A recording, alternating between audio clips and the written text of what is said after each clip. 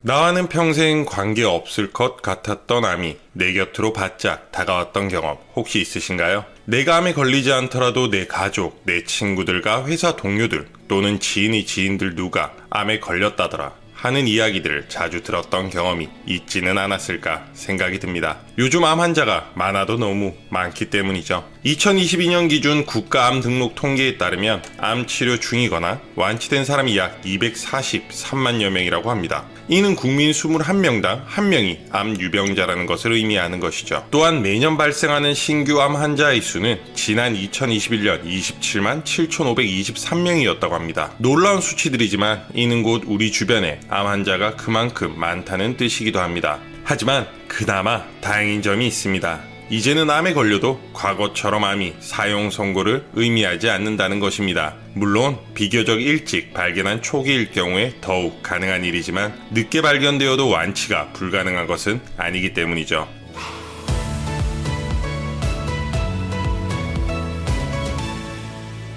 여전히 우리 사회에서 암은 유전 때문에 혹은 운이 없어서라는 이유와 같이 나의 의지와는 상관없이 생기는 것으로 여겨지고 있는 것 같습니다. 아주 틀린 말은 아니죠. 이처럼 피할 수 없는 것처럼 암에 걸리는 경우도 있지만 사실 우리의 생활 습관만 조심하면 30%에서 50% 정도 예방할 수 있는 것 또한 암이라고 할 수 있습니다. 세계보건기구 산하의 국제연구소의 발표에 따르면 암으로 인한 사망의 30%는 흡연, 30%는 음식에서 비롯된다고 합니다. 바로 금연을 하고 식습관에 조금만 신경을 쓴다면 우리는 암 발병 가능성의 60%나 막을 수 있다는 것이죠. 하지만 과거에 비해 너무나도 달라진 우리의 습관 중 하나가 바로 먹는 습관입니다. 그것도 비계가 가득한 고기, 기름진 음식과 인스턴트 식품 등 포화지방이 들어간 음식이 시간이 지날수록 우리 식단에서 많은 비중을 차지하고 있습니다. 요리하는 방식도 삶거나 국으로 먹던 방식보다는 굽거나 튀기는 요리법도 더욱 많아졌습니다. 그뿐만 아니라 기름진 음식 위주의 배달 음식과 야식과 같은 식생활은 현대인이 암 발병률을 높이는데 많은 역할을 하고 있죠. 하지만 잠시 생각해보세요. 우리가 갖고 있는 수많은 습관들 중 딱 하나만 바꾸면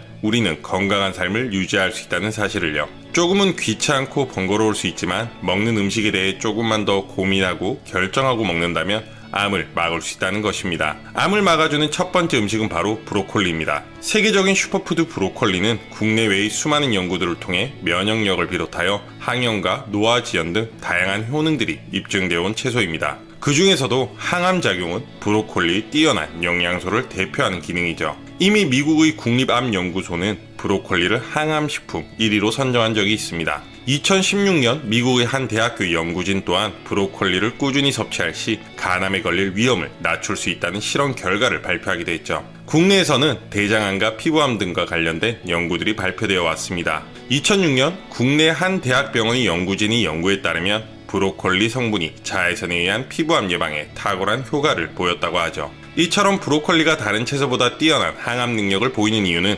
인돌삼 카비놀, 설로라판, 폴리설파이드와 같은 항암 성분들이 풍부하게 들어있기 때문입니다. 특히 인돌삼 카비놀은 앞서 언급한 국내 피부암 연구에서 효과를 보인 성분입니다. 그뿐만 아니라 최근 들어서 유방암 세포의 제거를 유도하는 성분으로도 보고되었죠. 이러한 항암 성분은 다 자란 브로콜리보다 어린 새싹에 더 많이 함유되어 있다고 알려져 있습니다. 농촌진흥청에 따르면 브로콜리 새싹에는 우리 몸에서 솔로라판으로 전환되는 글루코시놀레이트 성분이 다른 작물들에 비해 월등히 많다고 발표한 적이 있습니다. 그런데 브로콜리의 뛰어난 항암작용을 위해서는 꼭 필요한 효소인 미로시나제라는 성분의 보존력을 유지해야 한다고 합니다. 이를 위해서는 브로콜리에 물을 붓지 않고 5분 정도 쪄서 먹는 것이 가장 좋은 방법입니다. 또는 비타민 A 전구체 카로틴 성분은 식물성 기름에 조리할 때 흡수율이 증가합니다. 브로콜리의 풍부한 식이섬유는 열에 파괴되지 않아 익혀 먹으면 영양소도 챙기고 식감도 부드러워져 먹기 쉽죠.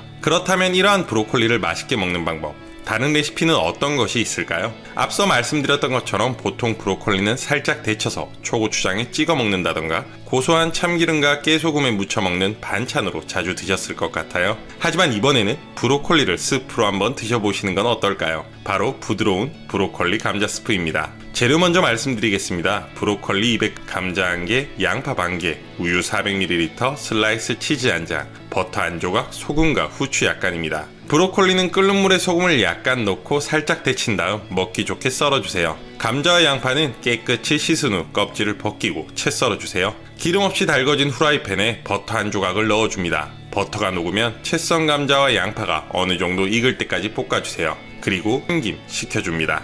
열감이 가신 브로콜리와 감자, 양파는 믹서기에 넣고 곱게 갈아주세요. 잘 안 갈아지면 우유를 조금 넣고 갈아주시면 됩니다. 곱게 갈린 재료를 냄비에 옮겨 담은 뒤 중불에 우유를 넣고 잘 섞어주세요. 슬라이스 치즈는 넣고 약 20분간 저어가며 끓여주시면 됩니다. 마지막으로 소금과 후추를 넣어 간을 맞춰주면 부드럽고 건강한 브로콜리 감자 스프가 완성됩니다. 암을 막아주는 두 번째 음식은 바로 마늘입니다. 마늘은 미국 시사주간지 타임이 선정한 10대 장수식품의 하나이자 미국 국립암연구소가 추천한 대표적인 암 예방식품입니다. 이를 보면 마늘은 정말 동서양을 막론하고 뛰어난 건강성을 지닌 음식이 아닐까라는 생각이 듭니다. 마늘은 크기는 작지만 정말 다양하고 풍부한 효능을 갖고 있는 식품입니다. 가장 대표적인 효능으로는 항암 효과가 있죠. 마늘에 함유되어 있는 알리신, 유황화합물, 셀레늄 등의 성분은 항암 효과를 갖고 있다고 알려져 있습니다. 그뿐만 아니라 마늘의 S메틸시스테인 성분은 간장암과 대장암을 예방하죠.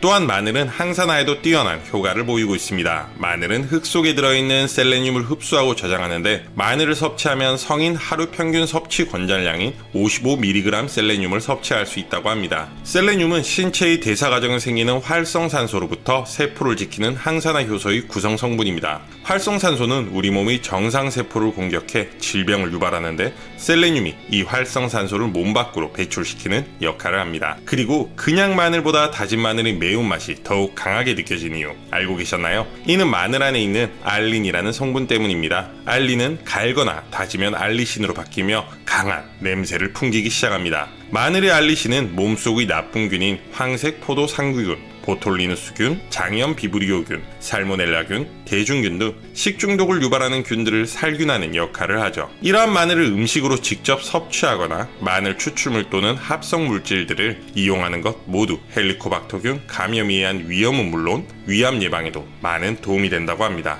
그뿐만 아니라 알리신은 여러 물질과 쉽게 결합하는 성분을 갖고 있어 체내의 당, 지방, 단백질과 결합하면 인체에 유익한 작용을 하게 됩니다. 또 강력한 살균 작용으로 우리의 면역력 강화에도 매우 효과적이라고 할 수 있습니다. 사실 우리나라의 음식에는 마늘이 거의 빠지지 않고 들어갑니다. 다진 마늘, 통마늘, 편마늘 등 아주 다양한 모습으로 모든 요리에 필수적으로 들어가죠. 그런데 마늘과 꿀의 조합 혹시 들어보셨나요? 마늘과 꿀이 만나게 되면 그 효능이 극대화된다고 합니다. 그래서 준비한 레시피 바로 마늘꿀입니다. 마늘꿀을 먹으면 마늘꿀에 함유된 알리신과 셀레늄 성분이 박테리아나 바이러스 등의 기타 병원균에 대한 신체 방어 능력을 향상시켜 면역력을 강화시키죠. 또한 마늘꿀을 통해 림프순환, 장애 완화, 관절염 등의 염증 완화 효능까지 얻을 수 있다고 합니다. 마늘꿀을 만드는 방법은 아주 간단합니다. 재료도 매우 심플하죠. 마늘과 꿀이면 끝입니다. 먼저 마늘 12쪽을 쪄주세요. 그리고 잘 소독한 유리병에 꿀 350g을 넣고 잘게 자른 찐마늘 12쪽을 넣은 뒤 잘 섞어주시면 됩니다. 마늘꿀은 매일 먹는 것보다는 2-3일에 한 번씩 특히 아침 공복에 먹는 것이 가장 효과적이라고 해요. 아침 공복에 먹으면 빈속에서 마늘꿀의 유효 성분이 잘 흡수될 수 있고 하루를 시작하는 시점에서 몸의 대사를 활발하게 해주기 때문이죠.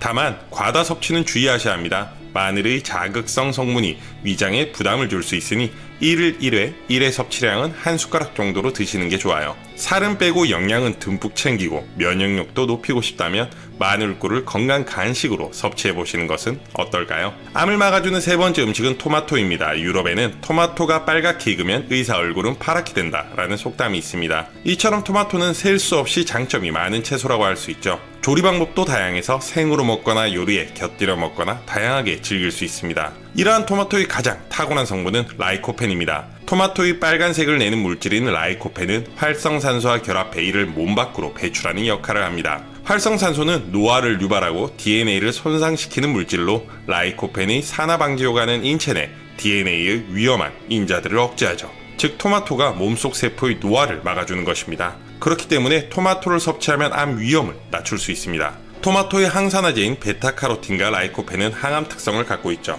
항산화제는 암이 발생하고 암세포가 죽게 만드는 세포의 DNA 손상을 방지하기 때문입니다. 특히 토마토 중에서도 익힌 토마토를 많이 섭취하는 남성의 전립선암 위험이 감소한다는 연구 결과도 있습니다. 또한 토마토와 같은 비전분성 야채는 유방 종양과 대장, 폐암의 발생 감소에도 많은 영향을 미친다는 연구 결과를 찾아볼 수 있습니다. 그뿐만 아니라 라이코펜과 같은 토마토의 항산화제는 알츠하이머 예방에도 뛰어난 효과를 보입니다. 항산화 성분 라이코펜이 뇌세포를 손상시키는 활성산소를 막는 원리 덕분이죠. 뇌세포 손상을 방지하기 위해 토마토를 자주 섭취한다면 암을 예방할 뿐만 아니라 주의력과 기억력, 문제 해결 능력 또한 유지되고 향상될 수 있지 않을까요? 토마토를 활용한 요리들은 참 많습니다. 그 중에서 토마토 스크램블 에그 또는 토마토 달걀 볶음은 간단하면서도 영양학적으로 훌륭한 참 좋은 요리법이죠. 재료도 간단합니다. 토마토 1개, 달걀 3개와 소금, 그리고 어린잎 채소 약간입니다. 여기서 어린잎 채소는 생략도 가능합니다.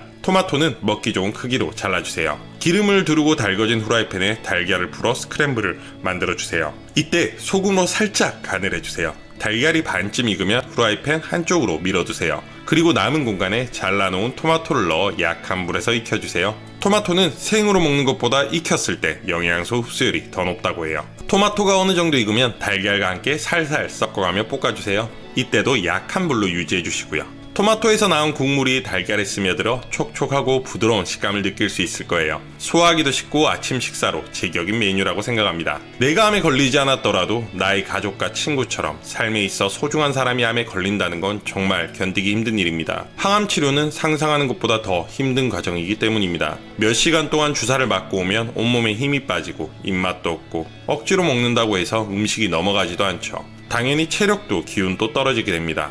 하지만 주변 사람들은 이렇게 암 환자가 홀로 암세포와 힘겹게 싸우는 모습을 지켜볼 수밖에 없습니다. 소중한 사람이 고통을 함께 나누지 못하고 도와줄 수 있는 게 없다는 것이 마음을 무겁게 만듭니다. 사실 어떠한 방법으로도 암을 완벽하게 막을 수는 없습니다. 그리고 암은 여전히 무서운 병입니다. 하지만 오늘 건강꽃 필무렵에서 소개해드린 건강한 식품들을 우리 식탁에 자주 올려놓는 것, 식습관 개선을 통해 꾸준히 건강을 챙기는 것, 그리고 무엇보다 소중한 사람들과 오래오래 함께하고 싶다는 마음가짐 하나만으로도 우리는 조금씩 암에 대항할 수 있는 힘을 기를 수 있지 않을까요? 오늘 내용이 여러분에게 작은 도움이 되었기를 바랍니다. 혹시 영상을 보시며 이해가 가지 않았거나 궁금한 점, 그리고 건강과 관련된 질문이 있으시다면 주저 마시고 댓글로 남겨주세요. 제가 성실하게 답변 드리도록 하겠습니다. 이번 영상이 유익했다면 구독과 좋아요 꼭 부탁드립니다. 그리고 알림 설정도 해두시면 더 많은 건강 정보를 받아보실 수 있습니다. 오늘 또 건강꽃 필무렵과 함께 해주셔서 감사합니다. 시청자 여러분 모두 건강한 하루 되시길 바랍니다.